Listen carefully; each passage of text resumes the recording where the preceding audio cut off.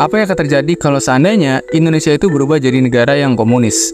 Mungkin banyak yang ngira kalau hal ini bisa terjadi, yang ada Indonesia itu bisa hancur.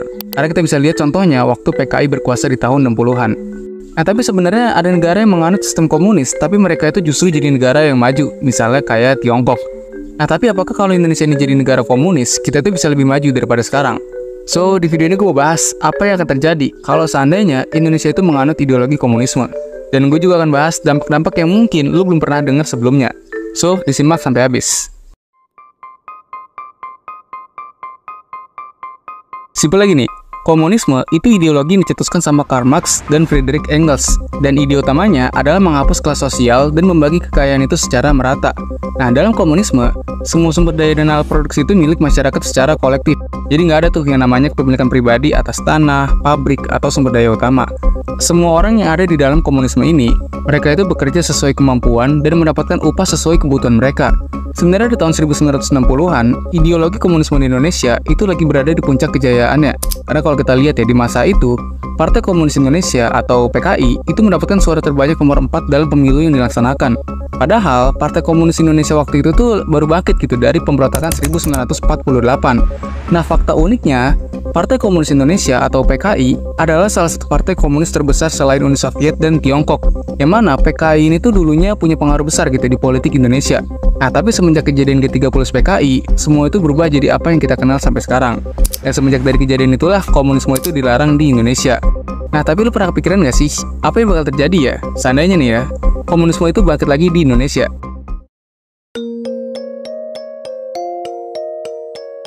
Sebenarnya bakal ada beberapa perubahan signifikan yang kita rasain kalau seandainya Indonesia itu berubah jadi negara yang komunis. Pertama, ekonomi dan sosial.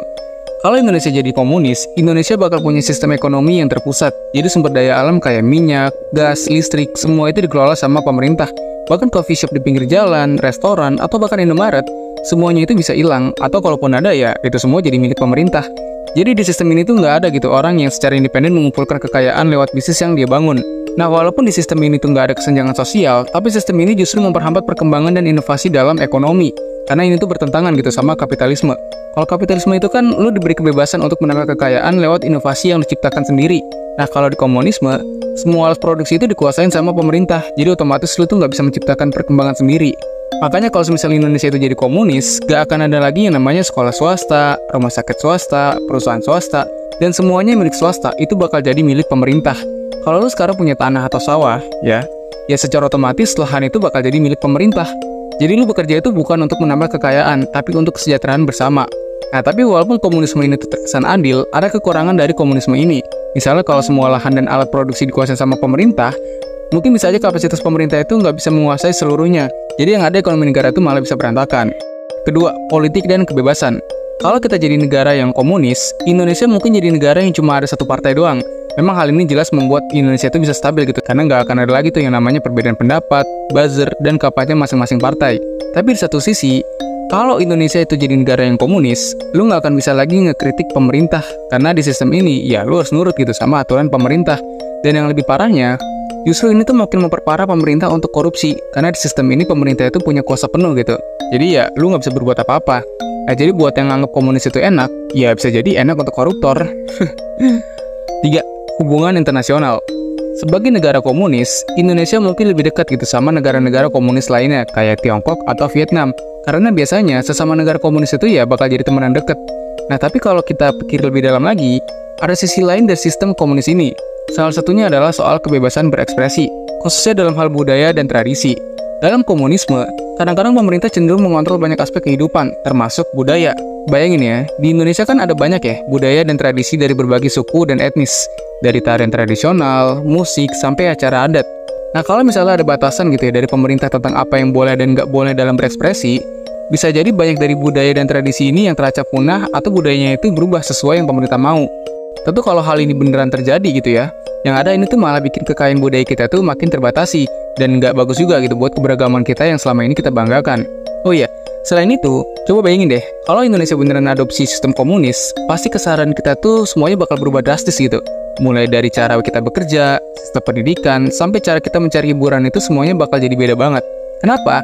Karena dalam sistem komunis, semuanya itu dikontrol sama negara. Pertama nih ya, soal kerjaan. Dalam sistem kayak gini, lu itu nggak akan bisa pilih mau kerja apa. Negara yang bakal nentuin lu tuh kerja di mana dan jadi apa. Mungkin kedengarannya efisien gitu ya, tapi bayangin aja kalau lu punya mimpi atau passion di bidang tertentu, tapi lu malah disuruh kerja di tempat yang jauh dari minat lu. Ya itu rasanya aneh banget ya kan, lu jadi nggak bebas gitu. Nah terus soal pendidikan. Dalam komunisme, pendidikan itu juga dikontrol sama negara. Mulai dari kurikulumnya, apa yang dipelajarin sekolah, bahkan semuanya itu sesuai dengan apa yang negara itu mau. Mungkin ada sisi positifnya kayak pemerataan kualitas pendidikan, tapi di sisi lain, ini justru malah membuat murid itu kehilangan kreativitasnya, karena dia disuruh belajar apa yang sekolah mau. Dan dari segi hiburan pun bakal kena dampaknya. Bingin aja nih ya, jenis musik yang boleh didengar, film yang boleh ditonton, sampai buku yang boleh dibaca, semuanya harus sesuai dengan standar yang ditetapkan negara. Jadi ya, sesuai negara mau gitu. Lu nggak bisa lagi asal pilih hiburan sesuai selera pribadi lu. Semuanya itu seragam dan mungkin nggak akan ada lagi yang namanya eksplorasi seni atau hiburan yang out of the box gitu. Kayak contohnya di Korea Utara gitu kalau nggak salah ya. Yang mana di sana itu nggak boleh gitu warganya itu dengerin musik K-pop. Jadi harus buatan negara mereka sendiri. Nah yang paling penting, konsep kerja di komunisme itu bukan buat kepentingan pribadi, tapi buat kepentingan kolektif alias bersama. Arti ketika lo bekerja, itu bukan buat diri lo atau buat keluarga lo, tapi buat masyarakat secara keseluruhan. Memang kedengarannya ini bagus untuk kepentingan bersama gitu ya. Tapi jelas ini memperhambat lo untuk mencapai sesuatu yang lo impikan dari dulu. Jadi kalau dulu lo punya impian beli mobil mewah gitu, rumah mewah, itu susah gitu. Bahkan nggak bisa untuk terwujud karena ya lo bekerja bukan untuk diri lo sendiri, tapi untuk kepentingan bersama. Nah, kalau negara kita beneran jadi negara komunis, bisa jadi banyak hal dalam kehidupan sehari-hari kita tuh bakal berubah drastis dan semua hidup kita itu bakal ada di bawah kendali negara.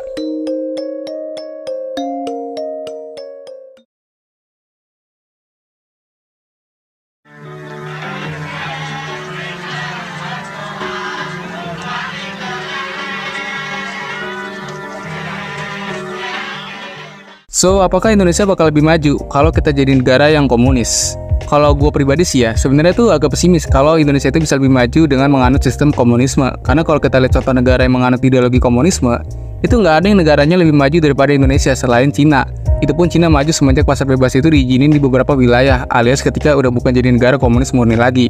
Dan kalau kita mengukur kesejahteraan itu dari GDP-nya, negara-negara yang masuk top GDP terbesar di dunia justru bukan dari negara-negara yang komunis, karena masyarakat di sana itu ya bebas gitu gunain upahnya itu buat apapun yang mereka mau, dan mereka juga diberi kebebasan dalam berinovasi.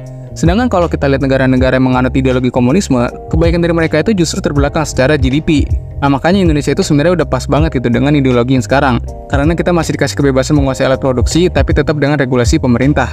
Coba kalau menurut lu, Indonesia itu bisa lebih maju gak sih kalau menganut ideologi komunisme? Coba tulis di kolom komen. So, sekian dulu pembahasan kali ini, semoga bermanfaat dan sampai jumpa di segmen selanjutnya.